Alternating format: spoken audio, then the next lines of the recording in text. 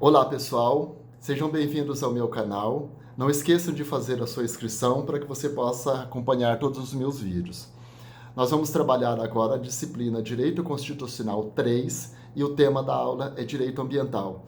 Eu vou passar para vocês um roteirinho do que nós vamos trabalhar. No primeiro momento, nós vamos falar sobre a origem do direito ambiental e nós vamos, no segundo momento, trabalhar como é que a estruturação das leis aqui no ordenamento jurídico brasileiro.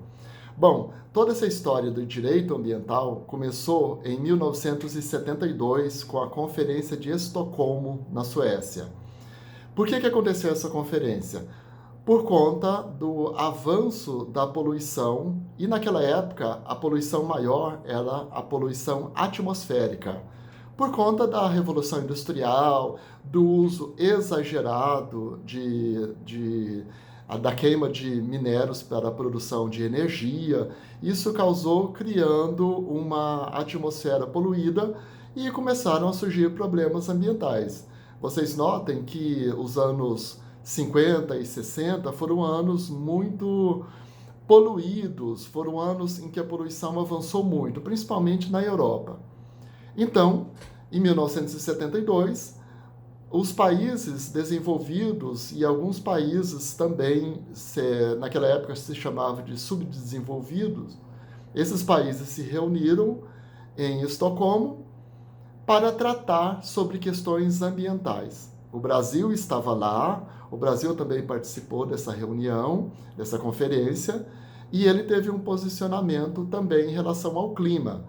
Bom, nessa reunião participaram 113 países. Dessa reunião resultou um documento chamado Declaração sobre o Ambiente Humano, com 21 princípios. Os princípios são importantes, mas eu vou destacar aqui dois deles. O primeiro deles fala que todos têm direito a um meio ambiente ecologicamente equilibrado. Então, se chegou lá nessa conferência a conclusão de que as pessoas tinham direito de viver em um ambiente ecologicamente equilibrado. E o outro princípio é de que incumbe ao poder público promover a educação ambiental em todos os níveis de ensino. Bom, a Declaração sobre o Ambiente Humano é uma referência importante, tanto é que a nossa Constituição Federal, no artigo 5º, trouxe esses princípios de forma transversal. Então, o nosso artigo 25 da Constituição, ele estabelece que todos têm direito a um meio ambiente ecologicamente equilibrado. Você pode verificar aí que o artigo trata exatamente disso. Artigo 225 da Constituição Federal. Bom, mas lá em 1972, essa declaração, ela produziu um efeito administrativo, mas a questão política não foi tão pacífica assim, não. Os debates gravitaram em torno de duas correntes. A primeira corrente era uma corrente que defendia o desenvolvimento a qualquer custo. Então, notem que desde esse período já tinha gente pensando em um desenvolvimento que não levasse em consideração as questões humanas, mas apenas as questões econômicas. Esse movimento, essa linha de raciocínio, era a linha de raciocínio que o Brasil fazia parte, inclusive. Ou seja, os governantes do Brasil, naquela época, foram lá e tomaram um posicionamento. Eles pensavam da seguinte forma: ora, nós somos países subdesenvolvidos, nós precisamos desenvolver e isso deve ser feito a qualquer custo. O meio ambiente vai ser apenas uma questão de segundo plano. A outra corrente era uma corrente liderada pelos países da Europa e era a corrente do desenvolvimento zero. O argumento era de que o mundo deveria parar por um ano para rever as suas questões de desenvolvimento, para rever como desenvolver tecnologias mais limpas, e isso ficou muito evidenciado nos debates.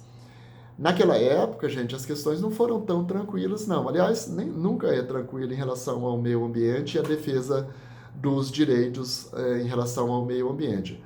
Houve muita pancadaria, a polícia interviu. Se você procurar no YouTube, você vai encontrar muitos vídeos sobre isso, sobre a Conferência de Estocolmo.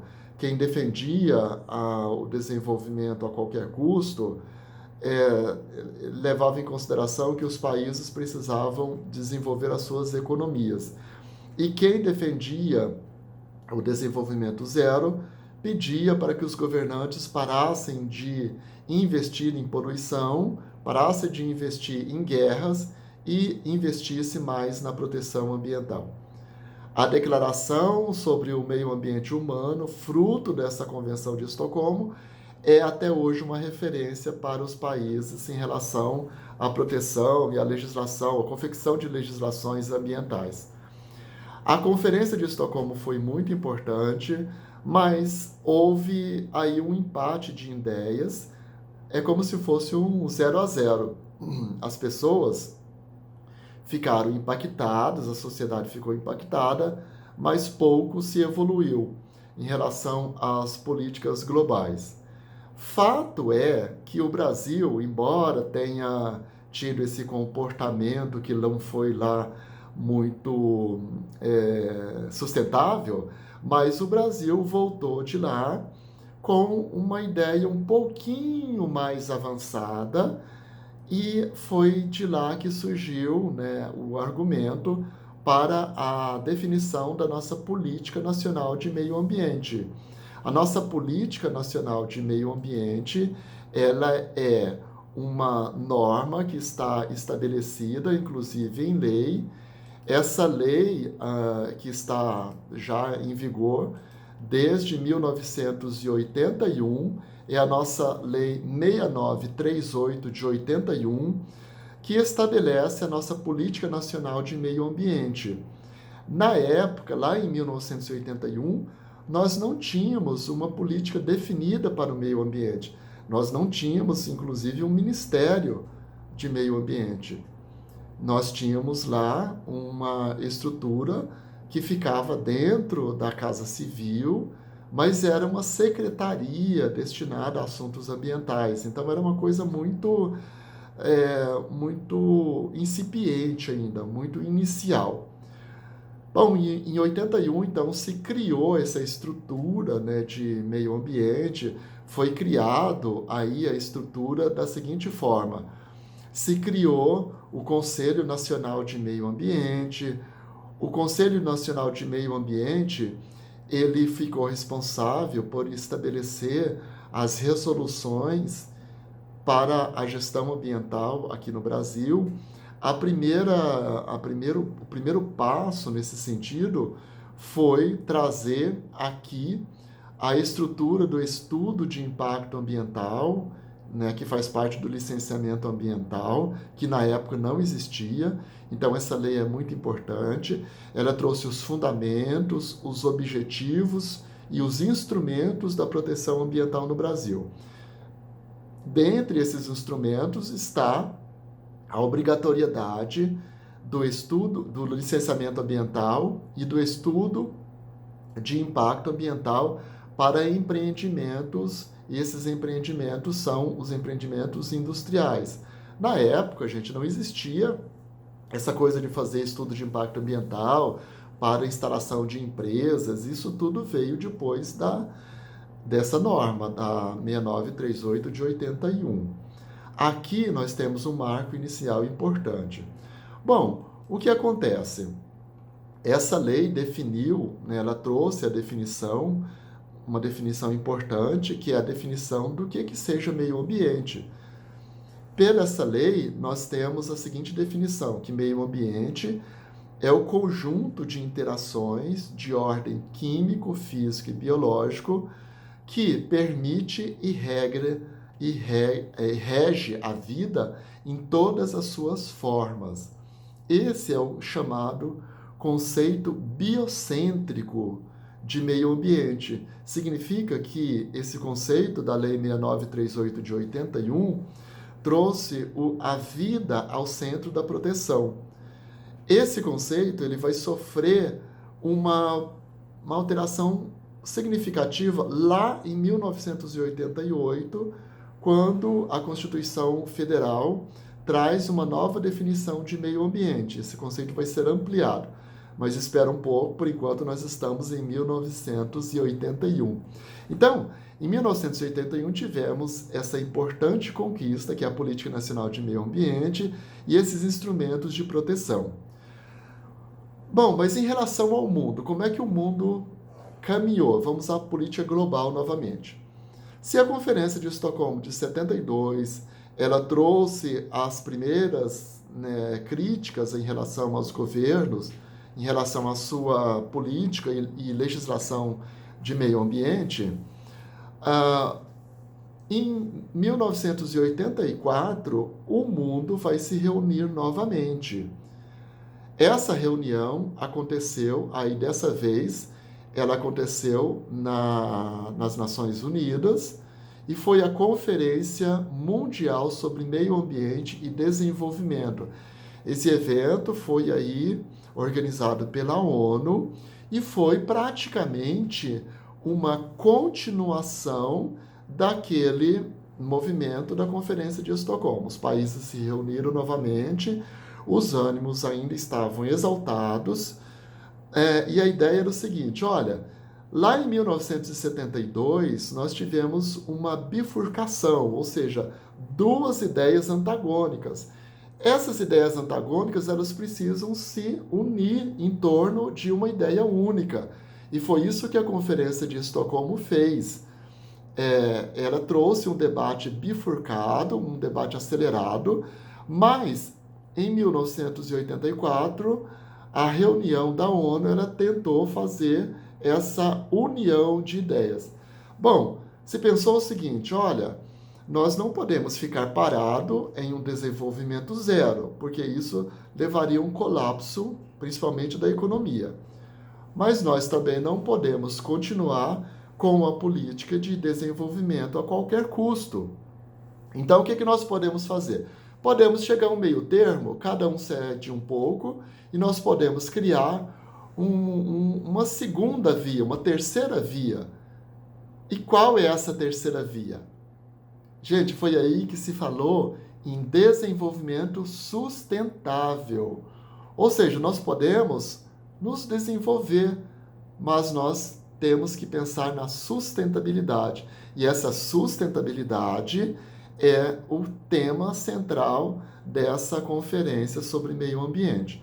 Bom, aqui a conferência, né, ela resultou em um documento, como sempre, essas conferências resultam em um documento, e o documento que nos foi, né, produzido, nos foi passado por meio dessa conferência, foi um documento chamado Relatório Brundtland. Você pode procurar no material das aulas, eu disponibilizo um slide falando sobre isso, então você vai ver como que se escreve Brundtland. Esse relatório Brundtland significa que, né, nós revemos todos os conceitos e ele traz o conceito de desenvolvimento sustentável. Então, segundo o relatório, desenvolvimento sustentável é o desenvolvimento que satisfaz as necessidades presentes sem comprometer a capacidade das gerações futuras de suprir suas próprias necessidades. Olha só que bacana.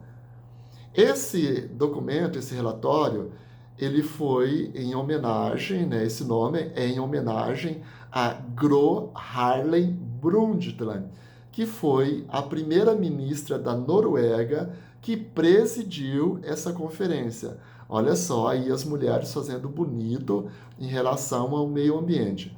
A Gro Harlem Brundtland, ela ainda é viva e ela é uma personagem importantíssima, ela continua atuando na defesa do meio ambiente.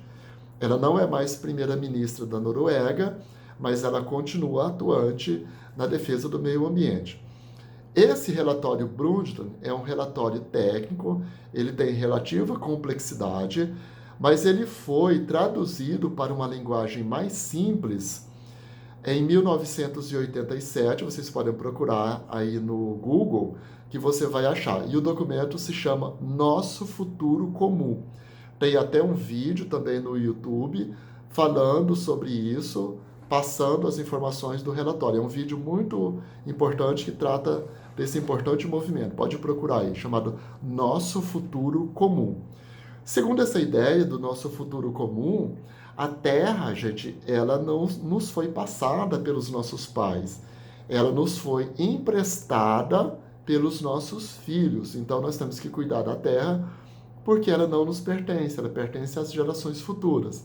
Então é importante que a gente entenda isso e que os países devem se organizar em torno de um desenvolvimento que seja sustentável. Bom, como é que o mundo vai caminhando? Então, quando chegamos aqui no Brasil, nos anos de 1988, houve a nossa Assembleia Nacional Constituinte e a Assembleia Nacional Constituinte, ela reviu as questões ambientais, as questões legislativas e trouxe uma ampliação do conceito de meio ambiente. O que a Constituição Federal fez? Ela não revogou a Política Nacional de Meio Ambiente e nem a Lei 6938 de 81. Tudo que tem lá continua valendo, apenas houve uma ampliação. É uma ampliação importante e você tem que entender o seguinte: a Lei 6938 de 81, ela tem o conceito biocêntrico de meio ambiente. Significa que ela colocou o meio ambiente no centro do debate. A Constituição de 88, ela traz o conceito antropocêntrico. Isso cai em concurso. Qual é a filosofia da Constituição de 1988 em relação ao meio ambiente? Qual é o entendimento filosófico em relação a isso? E aí você responde que é o entendimento antropocêntrico. Isso significa o quê? Que a Constituição levou em consideração que o meio ambiente é uma questão humana. Ela colocou o ser humano como o principal a ser protegido pelas leis ambientais. E o meio ambiente fica em segundo plano. Mas ela colocou o meio ambiente sustentável como essencial à dignidade humana. Então, significa que a Constituição, embora ela seja antropocêntrica, significa que a espinha dorsal do pensamento é o ser humano e não o meio ambiente em si. Ela mudou o foco dela da proteção ambiental em si para a proteção ambiental principal do ser humano. Então, o ser humano ele abarca a vida do homem, ou seja, o homem tem uma sobreposição em relação ao meio ambiente. Por outro lado, o princípio da dignidade humana, ele está abarcado aqui, então ficou da seguinte forma: o direito ao meio ambiente é um direito fundamental que está previsto lá no artigo 225 da Constituição Federal, e ele está linkado aos princípios fundamentais do artigo 1º da Constituição Federal, que trata do princípio, dentre outros, do princípio da dignidade humana. Então, resumindo, o artigo 225, ele fala que todos têm direito ao meio ambiente ecologicamente equilibrado. Dê uma olhadinha aí no artigo 225 da Constituição para que a gente possa entender isso, porque não é tão simples assim da gente fazer esse entendimento. Só um minutinho, vamos localizar aqui. O artigo 225, ele fala: todos têm direito ao meio ambiente ecologicamente equilibrado, e aí ele complementa: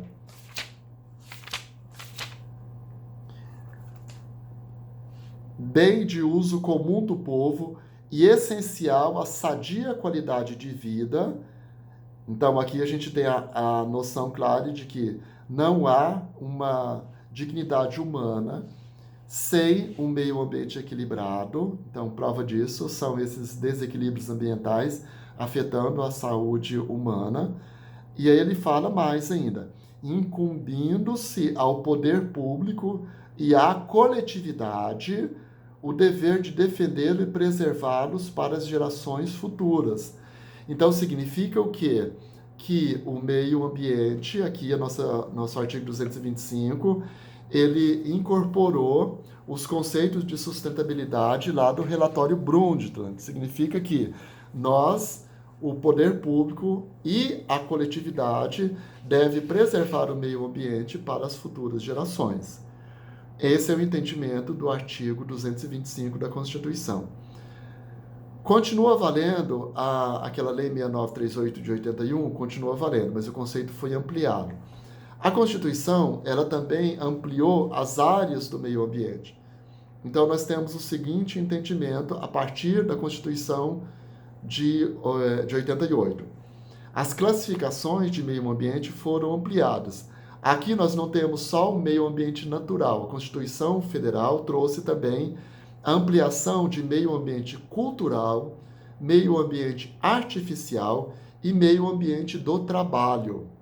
Bom, aqui a definição de meio ambiente natural continuou sendo a definição da Lei 6938 de 81, que é formado pelos elementos, né, da natureza, como água, ar, solo, subsolo, flora e fauna. Então, esse meio ambiente natural continua sendo uma definição importante aí da Lei 6938 de 81, combinado com o artigo 225 da Constituição Federal. Porém, olha só, o meio ambiente teve ampliação também para meio ambiente cultural. O meio ambiente cultural você vai encontrar na Constituição Federal quando fala da cultura. Então você encontra lá no artigo 215 e 216.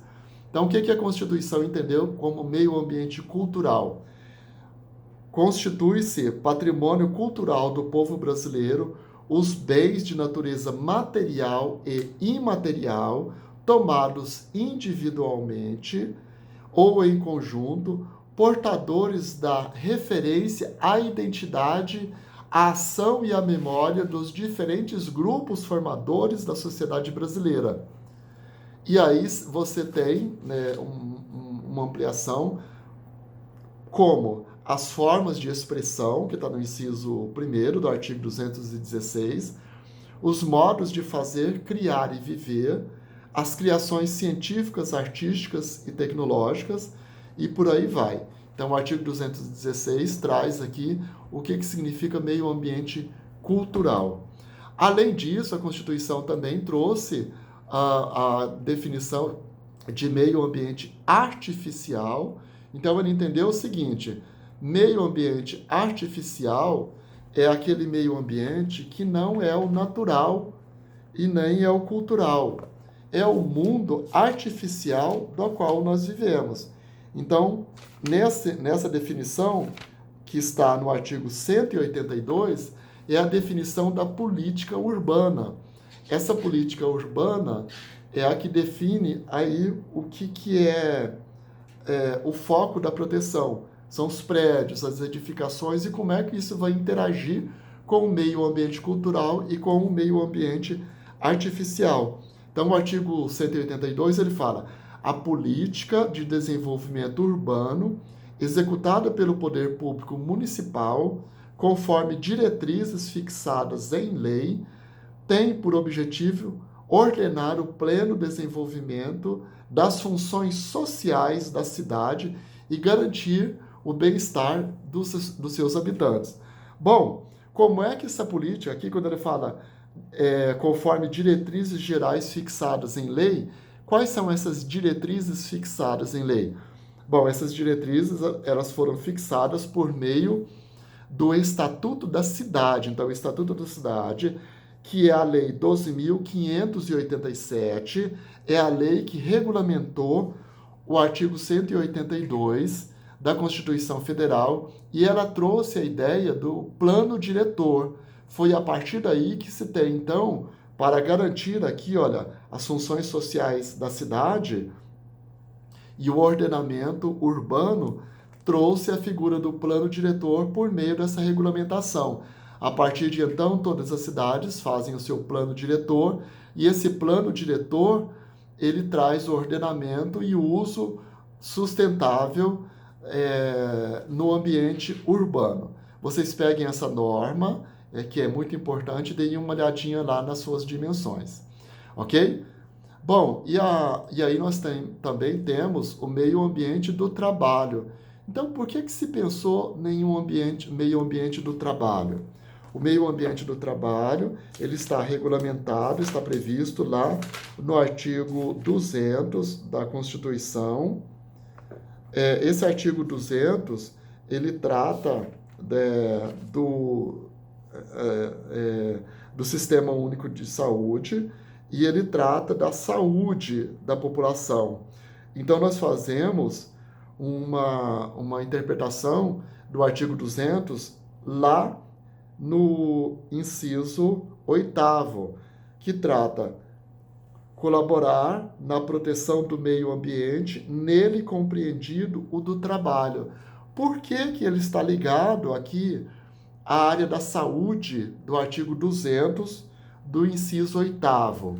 Olha, gente, o raciocínio é o seguinte: o meio ambiente do trabalho ele é importante para a saúde humana porque nós passamos muito tempo trabalhando.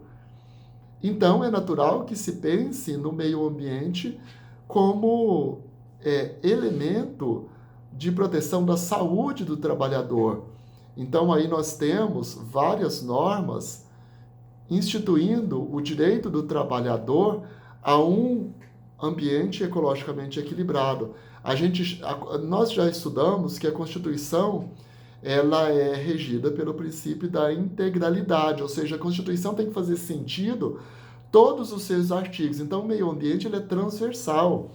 Ele vai passar por vários artigos da Constituição Federal. Ele começa falando da dignidade da pessoa humana, que está lá no artigo 1º, linkando ao artigo 225, como ecologicamente equilibrado, sendo um direito fundamental do ser humano. Ele amplia isso para o meio ambiente cultural, a nossa cultura, como é que nós devemos nos comportar nas nossas manifestações culturais. Então, por exemplo, às vezes as pessoas falam, o carnaval, ele traz muita degradação ambiental, porque tem uma grande quantidade de lixo que é jogado na rua. É verdade. Então, por exemplo, o carnaval, se nós formos pensar, é uma manifestação cultural, mas essa manifestação cultural tem que pensar também na sustentabilidade ambiental. As festas do peão, vaquejada, repensar essas festas, se há maus tratos aos animais, repensar a proteção dos animais, ou seja, o meio ambiente, ele perpassa tudo isso. A nossa relação com o trabalho, como é que a nossa saúde do trabalhador, como acontece a proteção do trabalhador, como é que acontece o descarte de resíduos, frutos do trabalho. Ou seja, está tudo integrado. A nossa Constituição é uma Constituição considerada muito evoluída em relação à proteção ambiental, em relação ao meio ambiente, mas ela ainda tem um longo caminho para que essas normas se tornem amplas para a sociedade. Então, é importante que você cuide do meio ambiente, que você pense o meio ambiente nessas 4 dimensões. Só assim, quando nós tivermos a completa proteção ambiental em nível do setor público e da sociedade, que é o setor privado, nós teremos a sustentabilidade ambiental aí prevista no relatório Brundtland. Então pense nisso e nós nos vemos na segunda parte dessa aula, que trata de terras devolutas. As terras devolutas são importantes também para a proteção ambiental, porque são terras de grandes extensões e que nós vamos tratar na segunda parte dessa aula. Um abraço, curta aí meu canal. Até mais.